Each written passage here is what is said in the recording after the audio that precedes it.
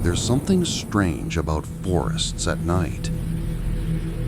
You don't notice it when you're with friends, laughing around a fire, or when you're hiking during the day. But when you're alone, really alone, you start to hear the things that don't belong. The quiet snaps, the deliberate footsteps, the feeling that something is watching you from just beyond the tree line. Last summer, I learned that feeling isn't always in your head. Sometimes, it's someone else's intention. And if you ever go camping alone, you need to hear what happened to me. Before I start, welcome back to the channel. If you enjoy true horror stories that stick with you long after the video ends, make sure you like the video and subscribe for more stories just like this. It helps a lot, and trust me, you don't want to miss what's coming next. I've been camping alone for years. Most people think that's crazy, but it's my reset button. No traffic, no messages, no noise. Just the woods, the air, and the feeling of being away from everything. Last July, I drove out to Harrington Ridge, a huge stretch of forest in the Pacific Northwest. It's not a tourist spot. No gift shops, no marked campgrounds. Just miles of dense trees and narrow dirt roads that haven't been maintained in years. It's raw wilderness. Perfect. I planned a 3-night trip. Just me, my gear, and a small campsite I'd been to once before. The first 2 days were normal.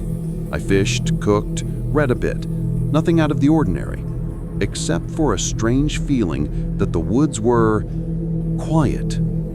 Too quiet. Usually you'd hear birds, insects, maybe a deer in the distance, but it felt like the forest was holding its breath. I brushed it off. Sometimes nature is weird. Sometimes I get in my own head. But the third night, that's when everything changed. It was around 8 p.m. The sun was dropping behind the trees and the temperature sank fast. I had just finished cleaning up after dinner and was about to sit by the fire when I heard something. A snap. Not a twig, not a branch falling. This was sharp, like someone stepped on something deliberately. I froze and scanned the tree line. Nothing. I told myself it was probably a raccoon or deer, but my body didn't believe it. My brain started replaying every horror story I had ever heard about solo campers who disappeared. I tried to shake it off and kept tending the fire, but then I heard it again. Snap, snap, this time closer. I stood up slowly, shining my flashlight into the woods. A beam of white light cut through the branches, but I didn't see anything. No movement, no eyes reflecting back at me. Just empty darkness. But I felt it. Something was out there, watching. About an hour later, I went to hang my food bag on a high branch, away from the campsite, standard bear safety. The woods were pitch black now. I walked maybe 40 feet from my tent when I noticed something strange on the ground. A boot print. Not mine. It was fresh, deep in the soil, pointing directly toward my campsite. I stared at it for a long time. I hadn't seen a single person since arriving. Not a hiker, not another camper, not a car. Harrington Ridge was supposed to be completely empty this time of year. But someone had been standing near my camp recently. My stomach turned. Suddenly, I didn't feel as alone as I thought I did. I went back to the fire and sat down, trying to stay calm. Maybe someone had passed through earlier. Maybe they were just hiking. Maybe I was overreacting. But then I heard something that made my blood go cold. Whistling. Soft. Slow. Off-key. And coming from the same direction as the boot print. I first thought it might have been the wind catching through the branches, but the melody was too intentional. It was someone trying to whistle quietly, but not quietly enough. I turned off my flashlight to avoid giving away my position. The fire was low now, just embers. My heart was pounding so hard I felt it in my throat. The whistling stopped, and then I heard footsteps, slow, crunching through the underbrush. Getting closer, I grabbed my knife, not that it would do much, and backed toward my tent. The footsteps were maybe 20 feet away now, coming from behind a cluster of pines. Then I saw something move. A silhouette. Tall, broad shoulders, standing between two trees facing my direction. I held my breath, every muscle locked. The figure didn't move. They didn't speak. They just stood there, half hidden, staring at me.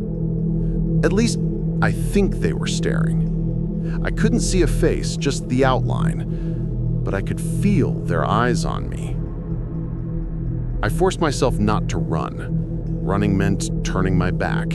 Turning my back meant vulnerability.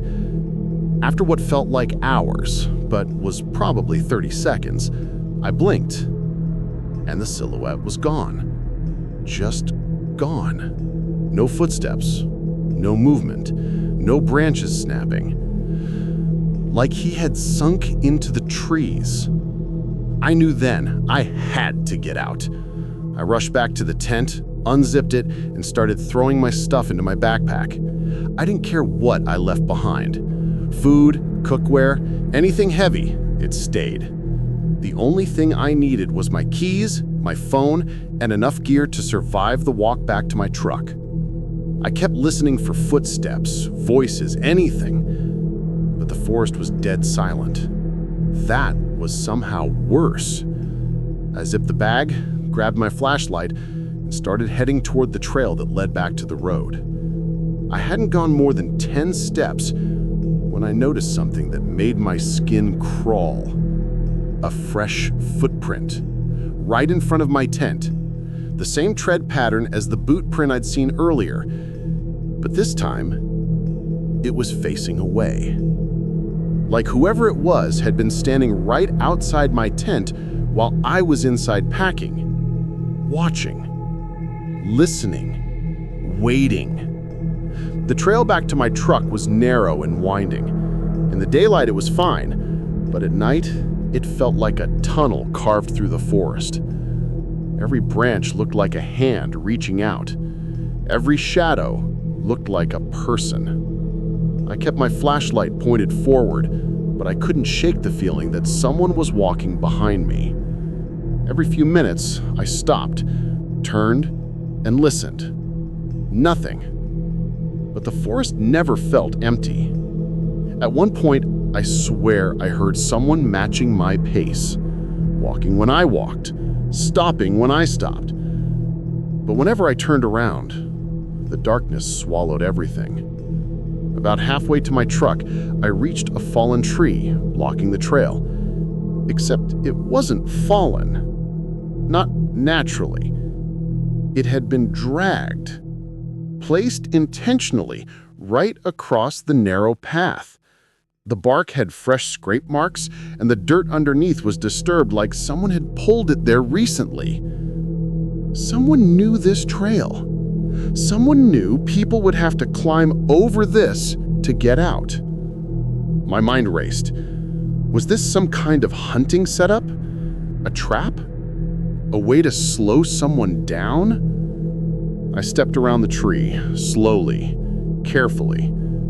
The whole time I felt exposed, like I was stepping into someone's plan. I kept moving. When I reached the final stretch of the trail, I saw something that made my legs lock. Light. A small, flickering orange light right next to my truck. Someone had built a fire. A small one. Controlled. Deliberate. And sitting next to it, facing my truck, was a man. Or a shape of a man. I could only see his outline from behind, but he was sitting cross-legged, completely still. Too still. I crouched down behind a tree, heart slamming in my chest. I didn't recognize him. He wasn't a ranger, he wasn't a hiker. His clothes were dark, loose, and he had something long laying across his lap. At first I thought it was a stick. Then I realized it was a rifle. My keys were in my pocket. My truck was 20 feet from him. There was no way I could reach it without him noticing. I had two options. 1, wait him out. 2, go deeper into the forest and try to find another road. But then I heard it. A whistle. The same off-key melody from before, coming from him. My stomach dropped. He had followed me, watched me, paced around my camp, dragged a tree onto the trail, and now he was waiting for me to come back, like this was all some kind of game. I don't know how long I waited. It might have been 5 minutes. It might have been 30. The man didn't move. He just stared at my truck like he knew I'd come sprinting back eventually. But a stroke of luck saved me. A distant engine, a real one. A car, or maybe a ranger vehicle, driving near the old service road behind the ridge. The man's head snapped toward the sound.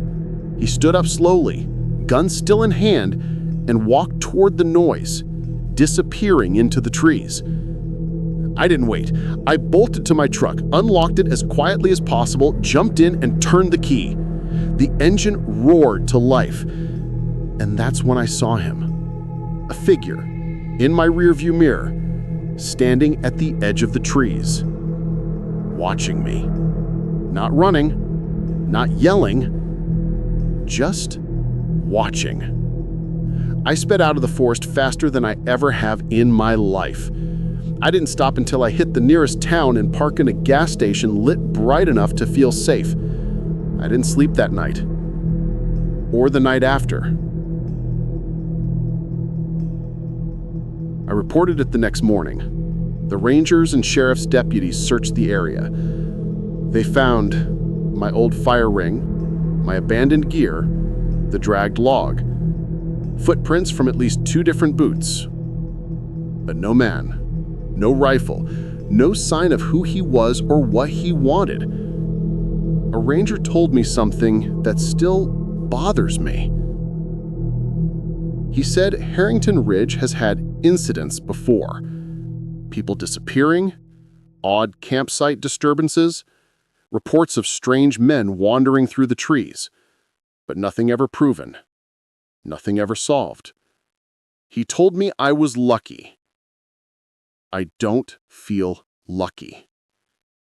Because somewhere out there, someone is still in those woods, whistling, waiting, watching.